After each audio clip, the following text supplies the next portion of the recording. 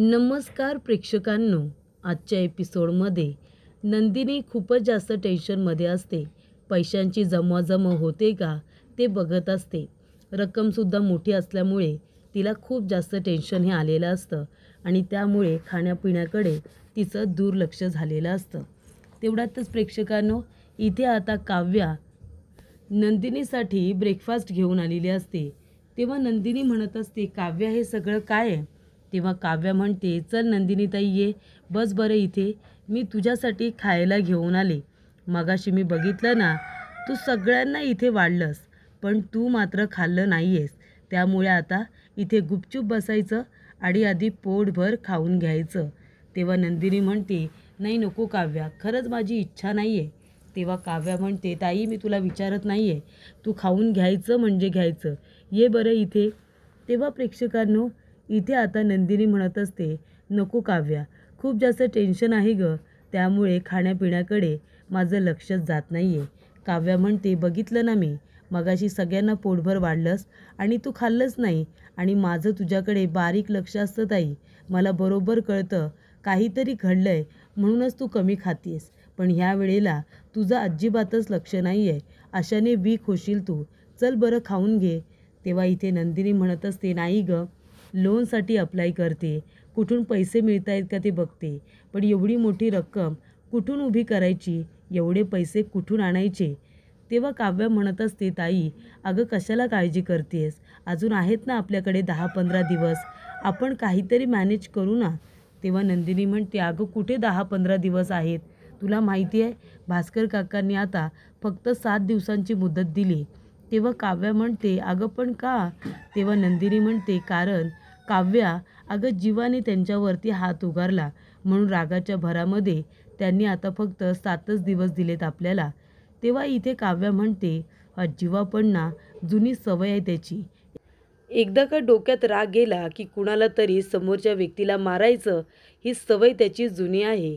तेव्हा इथे नंदिनी तिच्याकडे बघत राहते. तेव्हा काव्या म्हणते, नाही गं ताई, सॉरी, पण जन्मेजय एकदा बोलता बोलता सांगत होते की त्यांना राग आल्यानंतर समोरच्या व्यक्तीला मारतात म्हणून, पण हे चुकीचं आहे ना, कशाला हात उगारायचा? तेव्हा नंदिनी म्हणते, नाही गं काव्या, माझ्याबद्दल ते काहीतरी चुकीचं बोलले आणि त्यांना राग आला म्हणून त्यांनी हात उगारला, पण शेवटीला काय झालं, नुकसान आपलं झालं ना, 7 दिवस कमी झाले. तेव्हा इथे नंदिनी आता म्हणत असते, काय करावं काही कळत नाही आहे. सगळे पैसे जरी जमा केले ना काव्या, तरीसुद्धा एवढी मोठी रक्कम आपण कुठून उभी करायची? तेव्हा इथे काव्या म्हणत असते, नंदिनीताई आपण एक काम करूया का, आपण बाबांजवळ बोलूया, त्यांच्याकडून मदत घेऊया. त्यानंतरला माझ्याकडे जे काही पैसे आहेत ना, माझे जे काही सेविंग्ज आहेत, त्यासुद्धा मी तुला देते आणि आपण बघू ना, अजून काहीतरी करू. तेव्हा नंदिनी म्हणत असते, नाही काव्या, काही झालं तरीसुद्धा बाबांकडून पैसे नाही घ्यायचे. तेव्हा काव्य म्हणते, का ताई, हवं तर बाबांना परत करू ना.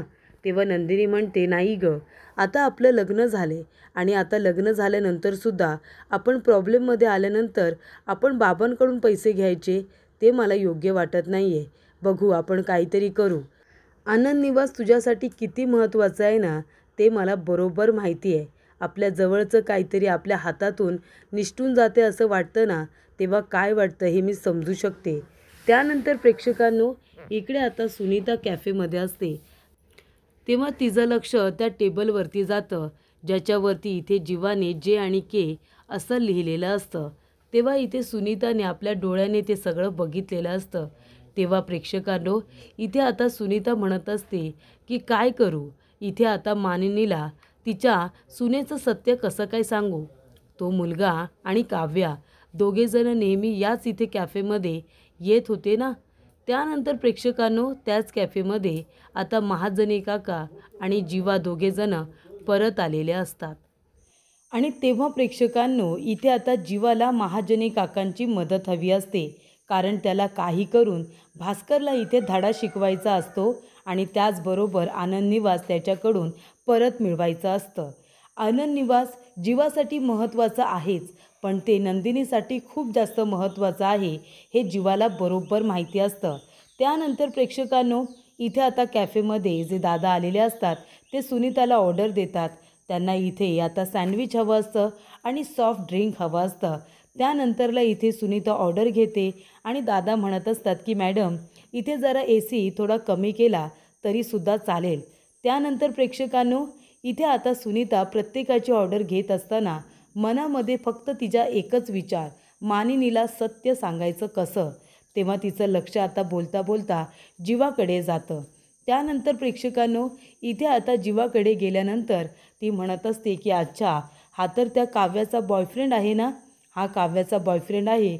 एक काम करते, ह्याचा फोटो काढते आणि याचा फोटो मानिनीला पाठवते, असं आता सुनीता म्हणत असते. त्यानंतर प्रेक्षकांनो इथे जीवा महाजनी काकांना म्हणत असतो की काका मला तुमच्या मदतीची गरज आहे. तेव्हा महाजनी काका म्हणतात की जीवा मला हक्काने तू इथे बोलावलंस भेटायला, तुला माझ्या मदतीची गरज आहे म्हणून. ते बघून खरंच मला खूप आनंद झाला. आता फक्त बोल मी तुझी काय मदत करू ते. तेव्हा जीवा म्हणत असतो काका आपल्याला काही करून त्या भास्करला धडा शिकवायचा आहे आणि त्यासाठी मला तुमच्या मदतीची गरज आहे. तुम्हाला माहिती आहे काल रात्री त्या भास्करचा मला फोन आला होता आणि त्याने मला सांगितलं ज्या पेपरवरती त्याने माझ्या सह्या घेतल्या ना त्या पेपरच्या खाली त्याने चुकीचा पेपर लावला होता आणि त्याच्यावरती सही केल्यानंतरच इथे त्या जागेला मी अप्रूव्हल दिले असं त्याने मला सांगितलं आणि म्हणून नंदिनी माझ्यावरती रागवले आणि आनंद निवास आमच्या हातातून गेलं. तेव्हा इथे महाजनी काका म्हणतात त्या भास्करला तर ना जेव्हा तू मला हे सत्य सांगितलंस ना तेव्हाच तो भास्कर माझ्या डोक्यात गेला होता. असं वाटतंय ना त्याला इतकं मारावं की नंदिनीचा संपूर्ण बदला त्याच्याकडून घ्यावा. तेव्हा प्रेक्षकांनो इथे आता सुनीता फोटो काढण्यामध्ये बिझी असते. ती म्हणते की आता ह्या मुलाचा फोटो काढून आहे ना मी मानिनीला पाठवते, तिलासुद्धा कळू दे की हाच तो मुलगा आहे जो काव्याचा बॉयफ्रेंड होता. त्यानंतर प्रेक्षकांनो इथे आता महाजनी काका म्हणत असतात की नक्की आता काय करायचं आहे, माझा रोल काय असणार आहे या सगळ्यामध्ये. तेव्हा जीवा म्हणतो काका महत्त्वाचा रोल हा तुमचाच असणार आहे, तुमच्या मदतीशिवाय मी काहीसुद्धा करू शकत नाही. त्या भास्करला फसवण्यासाठी तुम्ही मला फ्रंट फूटवरती हवे आहात, त्याशिवाय काही होऊ शकणार नाही. तेव्हा इथे जीवाने आता महाजनी काकांना प्लॅनिंग समजावून सांगितलेलं असतं.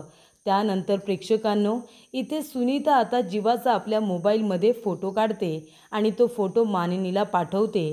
तिला त्या फोटोमधून हे सांगायचं असतं की हाच तो मुलगा आहे जो काव्याचा बॉयफ्रेंड आहे. त्यानंतर प्रेक्षकांनो इथे आता मानिनी तो फोटो बघायला जाणार तेव्हाच त्या ठिकाणी आता विक्रम काका आलेले असतात आणि ते सुद्धा मानिनीसाठी गजरा घेऊन आलेले असतात. तेव्हा विक्रम काका मानिनीच्या इथे आंबाड्यामध्ये गजरा माळत असताना मानिनी तर मात्र खूपच जास्त खुश होते. ती म्हणत असते हे काय करताय तुम्ही. तेव्हा विक्रम काका म्हणतात की माझ्या बायकोला आनंदी ठेवण्याचा प्रयत्न करतोय. आज माझ्या बायकोला बघून मला खरंच खूप आनंद झाला आहे. तेव्हा इथे मानिनी म्हणते हो का, का बरं ते सांगाल का मला. तेव्हा विक्रम काका म्हणतात कारण आज बऱ्याच दिवसांनी माझ्या बायकोच्या चेहऱ्यावरती गोड स्माईल आलं होतं, ती अगदी पूर्वीसारखी वागत होती, मग मला तर आनंद होणारच होता ना.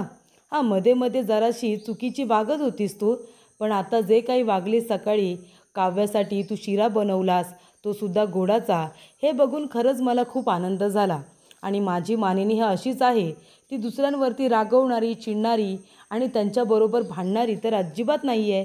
त्याच्यामुळे मग माझ्या बायकोला बघून आज मी खूप खुश आहे. त्यासाठी तुझ्यासाठी मी पूर्वीसारखा गजरा घेऊन आलो आहे, तुला आवडतो ना म्हणून. तेव्हा इथे मानिनी काकू म्हणत असतात खरं सांगू का तुम्ही अगदी बरोबर बोलताय, मध्ये मध्ये मी चुकीची वागत होते हे मला कळत होतं, पण मी करू तरी काय सांगा ना.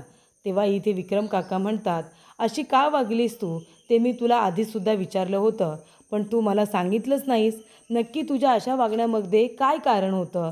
तेव्हा मानिनी काकू म्हणतात खरं सांगू का मला असं वागायचं नव्हतं हो, म्हणजे गेल्या काही दिवसांमध्ये मी काव्याबरोबर जे काही वागले ना मला तसं खरंच वागायचं नव्हतं, पण मी काय करू, मी सुद्धा माणूस आहे ना, प्रत्येक वेळेला मी परफेक्टच असू शकते असं काही नाही, मी पण माणूस आहे, मला सुद्धा राग येऊ शकतो, मी सुद्धा चिडू शकते ना.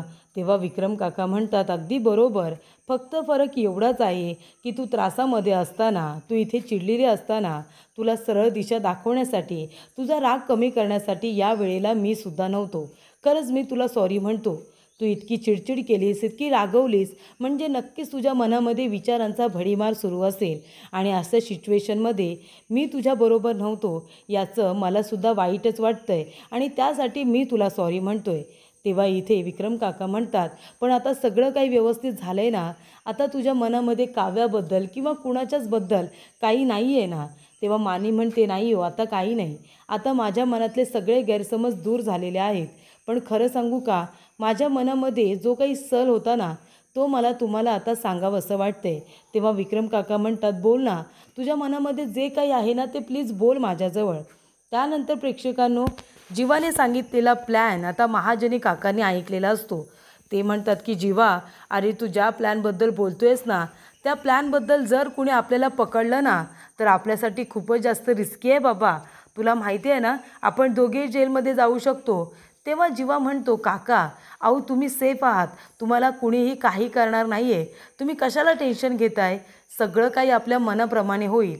तेव्हा महाजनी काका म्हणतात, अरे बाबा मग तू का बॅकफूटला खेळतोयस, तू फ्रंट फूटला ये ना. हे बघ, तू नंदिनीसाठी उलट पुढे येऊन बॅटिंग कर. तेव्हा इथे जीवा म्हणतो, नाही ना, मी पुढे नाही येऊ शकत, कारण का मी मागे राहूनसुद्धा सगळ्या गोष्टी हँडल करू शकतो. तुम्हाला फक्त पुढे जायचं आहे हो, आणि तुम्हाला काही करायचं नाही आहे. मी फक्त जेवढं सांगतो आहे ना तेवढंच तुम्ही करा. प्लीज काका, प्लीज नाही म्हणू नका, नंदिनीसाठी करा.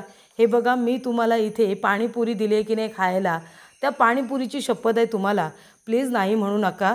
हे बघा, तुम्हाला फ्रंट फूटलाच खेळावं लागणार आहे. त्या भास्करला धडा शिकवण्यासाठी मागून मला जे काही करता येईल ना मी सगळं करेन, पण पुढे मात्र तुम्हाला जावं लागणार आहे. प्लीज काका नाही म्हणू नका. तेव्हा इथे महाजनी काका म्हणतात, आता तू माझ्या इथे दुखऱ्या नशेवरती बोट ठेवलंस, तू माझ्या बायकोच्या चेहऱ्यावरती स्माईल आणलंस तिला पाणीपुरी देऊन, बरोबर ना? मग आता तुझ्या बायकोच्या चेहऱ्यावरती स्माईल आणण्यासाठी मला तुझी मदत केलीच पाहिजे आणि मी ती नक्की करणार. तेव्हा महाजनी काका आता जीवाला मदत करायला तयार झालेले असतात. तेव्हा ते म्हणतात, बरं ते सगळं जाऊ दे, कामाचं आपण नंतर बोलू, आधी पेटपूजा होऊ दे ना. हे बघ जीवा, मला खरंच खूप जास्त भूक लागली, आधी तू मला काहीतरी खायला ऑर्डर कर बरं, कामाचं आपण नंतर बोलूया. तेव्हा इथे जीवा म्हणतो, हो काका नक्कीच. त्यानंतर इथे आता ऑर्डर घेण्यासाठी सुनीता चाललेली असते. तेव्हा जीवा म्हणत असतो, सॉरी पण ऑर्डर तुम्ही घेणार आहात का? तेव्हा सुनीता म्हणते, हो मीच घेणार आहे, कारण का माझ्याकडे स्टाफ कमी आहे ना, त्यामुळे ऑर्डरसाठी मीच उतरली. तेव्हा इकडे जीवा म्हणतो, बरं ठीक आहे काका, तुम्ही काय घेणार? तेव्हा काका म्हणतात, मी एक चीज सँडविच घेईन आणि एक ड्रिंक घेईन. त्यानंतर प्रेक्षकांनो, जीवासुद्धा म्हणतो की ठीक आहे, त्यांना तुम्ही एक चीज सँडविच द्या आणि 2 सॉफ्ट ड्रिंक आणा. त्यानंतर प्रेक्षकांनो, इथे आता सुनीता म्हणत असते की हा तोच मुलगा आहे, पण मी आता मानिनीला पाठवलेला फोटो अजून तिने बघितला कसा नाही आहे, हा फोटो खरं तर तिने बघायलाच हवा होता. त्यानंतर प्रेक्षकांनो, इथे आता सुनीता म्हणत असते की 1 मिनिट ऐका, त्यांना एक त्या टेबलवरती चीज सँडविच आणि 2 सॉफ्ट ड्रिंक तिथे लगेचच पाठवायचे आहेत. त्यानंतर प्रेक्षकांनो, इकडे आता सुनीताला असं वाटत असतं की मानिनी, अगं एकदाचा तो फोटो बघ, जो पाठवलेला आहे तो काव्याचा बॉयफ्रेंड आहे. पण इथे आता मानिनी काकूंनी तो फोटो बघितलेलाच नसतो. तेव्हा सुनीता दुसरा फोटो पाठवते.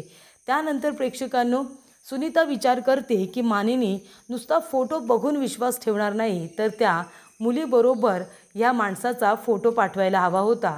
काव्या आणि त्याचबरोबर हा मुलगा, या दोघांचा जर एकत्र फोटो पाठवला असताना तरच मानिनीने विश्वास ठेवला असता. पण आता त्या दोघांचा एकत्र फोटो कुठून आणू? तेव्हा प्रेक्षकांनो, इथे आता तिचं लक्ष सुनीताचं CCTV कॅमेऱ्याकडे जातं. ती म्हणते, अरे वा, CCTV कॅमेऱ्यामध्ये आता सगळं काही रेकॉर्ड झालं असेल, तिथूनच मी काव्याचा आणि ह्या मुलाचा फोटो, एकत्रित फोटो हा मानिनीला पाठवू शकते. त्यानंतर प्रेक्षकांनो, विक्रम काका म्हणतात, मानिनी सांग ना, अगं काय तुझ्या मनामध्ये सळत होतं म्हणून तू काव्याबरोबर अशी वागत होतीस? तेव्हा इथे मानिनी म्हणते, अहो मला काव्याबद्दल अशी गोष्ट कळली होती जी कुणालाच कळायला नको होती. काव्याचं एका मुलाबरोबर अफेअर होतं हे मला कळलं होतं. तेव्हा विक्रम काका म्हणतात, काय? आणि त्यामुळे तू काव्याबरोबर अशी वागत होतीस? अगं का? त्या जरी आपल्या सुना असल्या तरी त्या आपल्या मुलीप्रमाणे आहेत ना, आणि जरी लग्नाच्या आधी काही असेल, अगं प्रत्येकाचा काही ना काहीतरी पास्ट असतो, त्यामुळे तू काव्याला अशी वेठीस धरशील आणि त्याचा त्रास तू तिला आत्ता देशील. हे बघ, आधीचं सगळं जाऊ दे, पण आत्ता तुला काय वाटतं? आता फक्त काव्याच्या नजरेमध्ये मला पार्थबद्दल प्रेम दिसतं. ती कबूल करत नसली ना तरीसुद्धा नसू दे, पण मला माहिती आहे काव्याच्या मनामध्ये फक्त आणि फक्त पार्थ आहे आणि तिच्या नजरेत मी पार्थबद्दल प्रेम, काळजी, जिव्हाळा बघितला आहे. हे तुला तरी मान्य आहे ना? तेव्हा मारणी म्हणते, हो मला आता हे कळलं आहे, म्हणून तर मी स्वतः काव्याला इथे तिला हाताला धरून तिची बॅग पॅक करून मी पार्थच्या रूममध्ये तिला सोडायला गेले ना, कारण मलासुद्धा कळलं आहे की ती फक्त आता पार्थवरती प्रेम करते.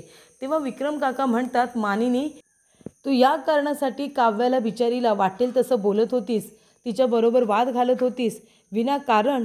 बरं ती तुला सांगत होती की तसं काही नाही आहे, तरीसुद्धा तिच्या बोलण्यावरती विश्वास नाही ठेवलास.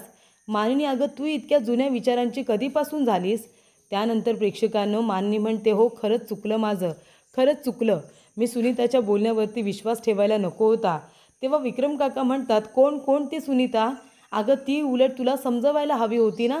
तुझी ती मैत्रीण, कॉलेजची मैत्रीण तुझी सुनीता, तिने तुला समजवायला हवं होतं की तुझ्या सुनेचं आधी जे काही असेल ते असेल, पण आता ती खुश आहे ना पार्थबरोबर, तिने सगळं व्यवस्थित करायला हवं होतं. या अशा मैत्रिणी घर तोडत असतात. अशा मैत्रिणी असण्यापेक्षा त्या नसलेल्या बऱ्या. मानिनी कळतंय तुला? आता तरी सुधार, आता तरी तिच्या बोलण्यात येऊ नकोस आणि विनाकारण आपल्या घरातल्या गोष्टी गढूळ करू नकोस, असं सुद्धा आता विक्रम काका मानिनीला म्हणालेले असतात. त्यानंतर प्रेक्षकांनो इथे आता काव्याने अनिशाला सांगितलेलं असतं की आता घरामध्ये सगळं काही ठीक आहे. तेव्हा अनिशा म्हणते, अरे वा, याचा अर्थ तुझ्या सासूला आता अक्कल आली तर. तेव्हा काव्या म्हणते, हे काय बोलतेस तू? अक्कल वगैरे काय काढतेस त्यांची? अगं तुझे शब्द काय येत आहेत अनिशा? अगं त्या वयेने मानाने तुझ्यापेक्षा मोठे आहेत आणि तरीसुद्धा तू अशी बोलतेस. शब्द जपून वापरायचे. तेव्हा अनिशा म्हणते, हां मग काय बोलू मी त्यांना? त्यांची अक्कलच ठिकाणावरती आली आहे ना. इतकी चांगली सून भेटली आहे त्यांना, तरीसुद्धा तिच्यावरती रागवतात, चिडतात आणि पार्थपासून तिला दूर ठेवतात. मग मला राग येणार नाही का? तेव्हा इथे अनिशा म्हणत असते की ठीक आहे, आता एवढं सगळं झाल्यावर तुझी सासू आता गोड वागते ना, त्याचाच मला आनंद आहे. तेव्हा काव्या म्हणते, हो ना, मी त्यांना म्हणाले की तुम्हाला शिक्षा तर देणार मी, तुम्ही उद्या सकाळी माझ्यासाठी साजूक तुपातला गोडाचा शिरा बनवायचा. आणि त्यांनी माझ्यासाठी बनवला गं शिरा आणि स्वतःच्या हाताने मला वाढला. तेव्हा इथे अनिशा म्हणते, अरे वा वा, ही तर खूपच जास्त चांगली गोष्ट आहे. मग काय मग आधी का बरं अशा वागत होत्या तुझ्या सासूबाई? तेव्हा इथे काव्य म्हणते, असू दे गं, त्या पण माणूस आहे आणि माणूस कधी ना कधीतरी चुकतो, आपण पण चुकतो की.